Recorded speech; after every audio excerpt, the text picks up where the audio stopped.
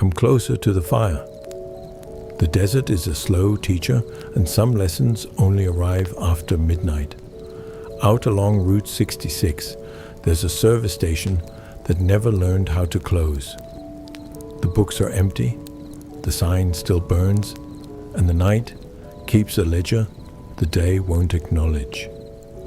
This isn't about me, and it isn't about miracles. It's a plain account of what a traveler found when the map ran out of certainty, and what he left behind so another set of headlights wouldn't feel quite so alone. I didn't know the man. I pieced him together later from a receipt with no total, a line in a notebook, and a small scuff on the edge of an old pump that had his tank's height written into it. He reached the old alignment of 66 because the interstate had become a glare. He couldn't sit inside anymore. Out there, the blacktop rises and relaxes with the land, and the sky is more distance than color. Past midnight, the only geometry is what your beams choose to believe. He saw the neon first. Not bright, just enough to say present. Red letters promising open, the kind of promise that usually needs a cashier and a reason. 2 pumps under a modest canopy, a squat office with a window that held a pale rectangle of light. The canopy paint had faded into a shade that used to be white and decided to remember instead. The traveler rolled in with half a tank and a longer reason, killed the engine, and let the desert declare itself. Wind at knee height, insects hoarding one frequency, the far interstate whispering like a conversation you aren't invited to. He stood there for a moment and tested the idea that he could simply drive on. The station kept being the answer to a question he hadn't asked. He lifted the nozzle mostly to see if the mechanism still believed in work. Numbers on the dial paused, took the new instruction, and began their small arithmetic. It was not a place that performed. It continued. The office door had a bell on a spring that pronounced arrivals in one clean syllable. The air inside carried oil, cardboard, and the mild sweetness old coolers exhale. On pegboard behind the counter, keys hung without the doors they'd once convinced. A row of brass tags stamped with numbers that had lost their locks. A plastic plant collected dust like patience. To the right sat a register that remembered prices with buttons the size of quarters. To the left, a radio that had learned one station and didn't mind static standing beside it. A clock over the door insisted it wasn't yet midnight. The traveler would notice that later, but he already felt what the hands were announcing. The room was granting back a few minutes the highway had overdrawn. He didn't call out. This was not a place that entertained the idea of service. It kept to its function. Light, inventory, a place to stand while your heartbeat changed shape. He didn't need coffee. He opened the cooler anyway and closed it again, just to be sure that a thing still answered when asked. Cold came out like an honest admission, aluminum and winter. On the counter sat a spiral-bound ledger with a pencil tucked under its wire. The cover had pale rings where cups had landed, the kind of stain that measures time without asking for a calendar. He set his palm on it as if steadying something. The pencil rolled once and decided to wait. There was no voice to confirm he was welcome. The station had made its declaration with light, and he was already involved. He opened the ledger. The handwriting repeated itself across decades without becoming proud. Careful, leaning slightly, the numbers honest to themselves. Each line recorded a moment in the kind of grammar a place learns when it refuses to close. Time, a brief note, A direction. The present night had already shown itself. An entry earlier read, 1201 westbound, paused by pumps. Another a few days back, 0211, return.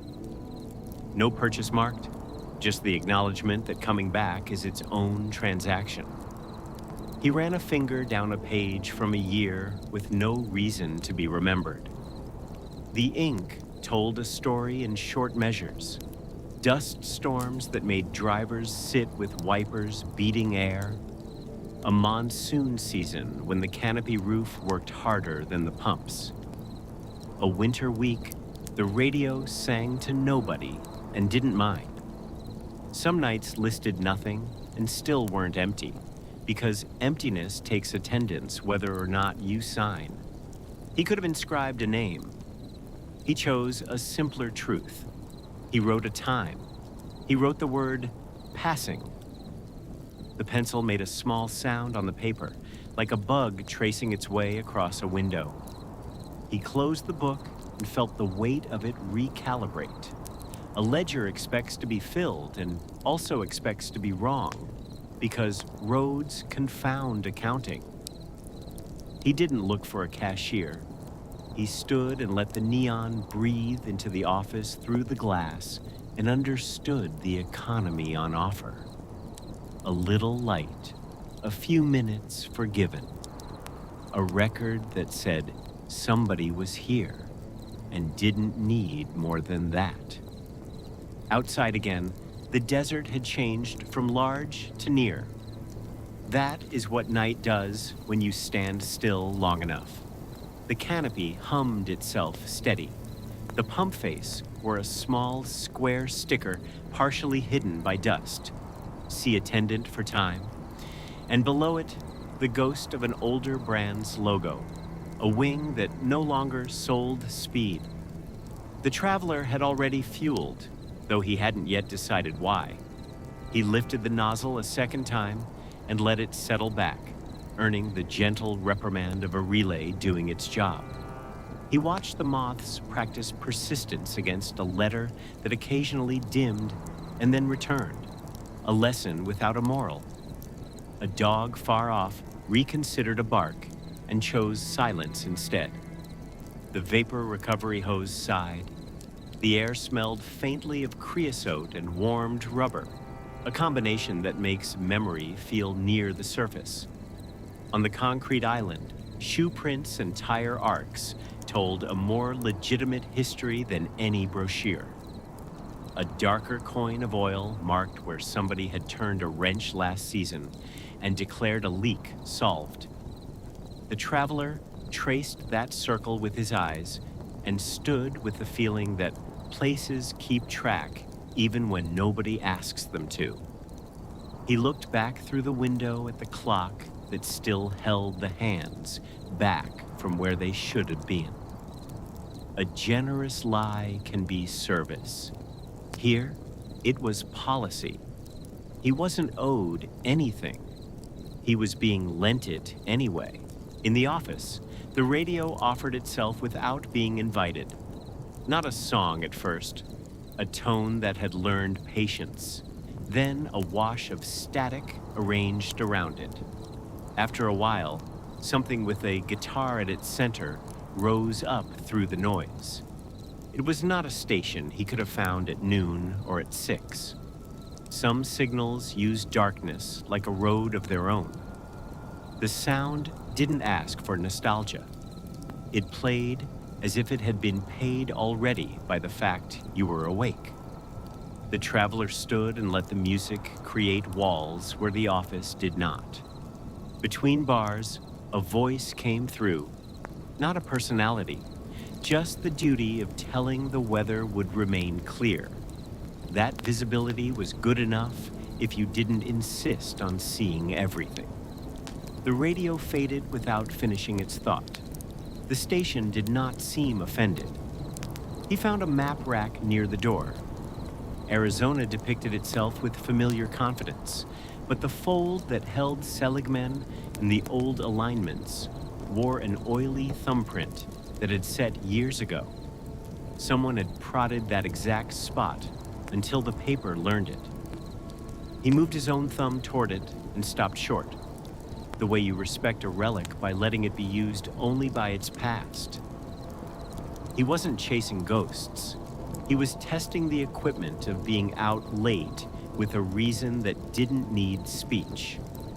The station provided the tools: light, a receipt that wasn't hungry for numbers, a radio that could be counted on to appear only when the sun refused to.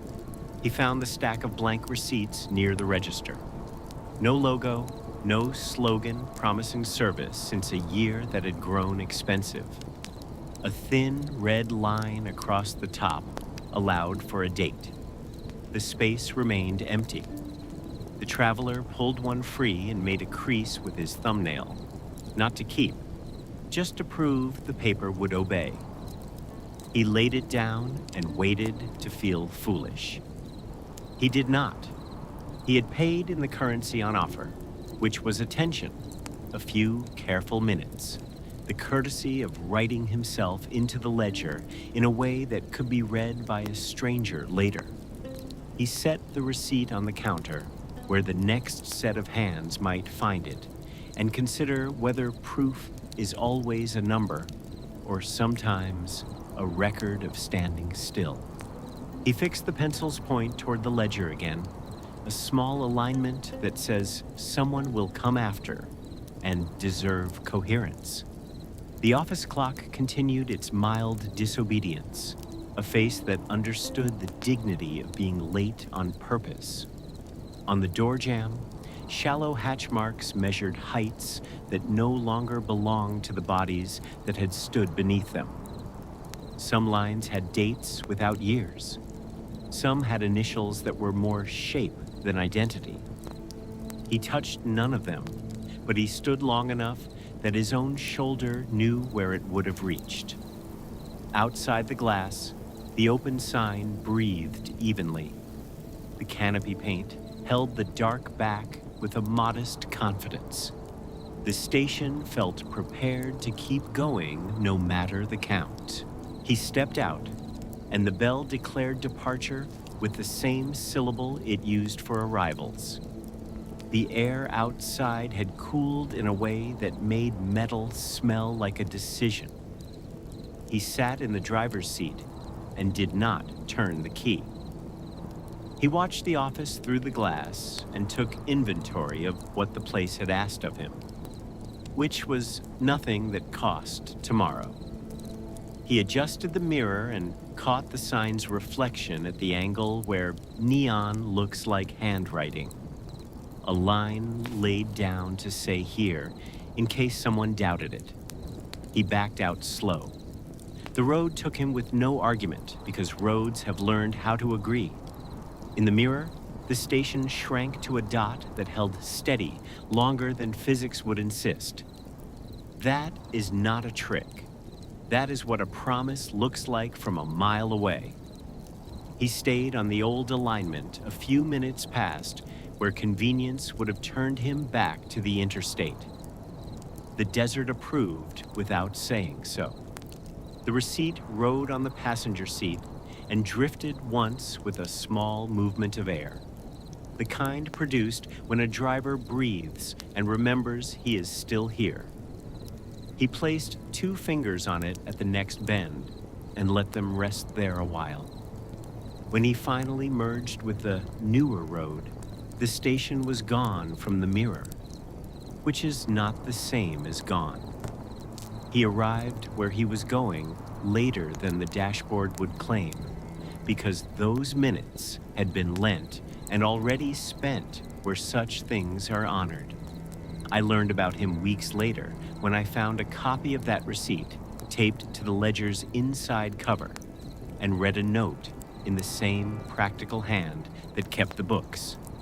After midnight, paid in full. The amount field remained blank. The line read, truer that way. Some places sell fuel. A few sell the part of the night that belongs to no one, and they'll let you leave with it if you stand still long enough to be counted. Out on Route 66, there's a station that keeps its light, not because business requires it, but because the dark does. If you pass it, you'll know. You won't need directions, only the courtesy to write your time down and the sense to drive on gently with what you've borrowed. Fires go quiet when they finish their work. Neon does the same.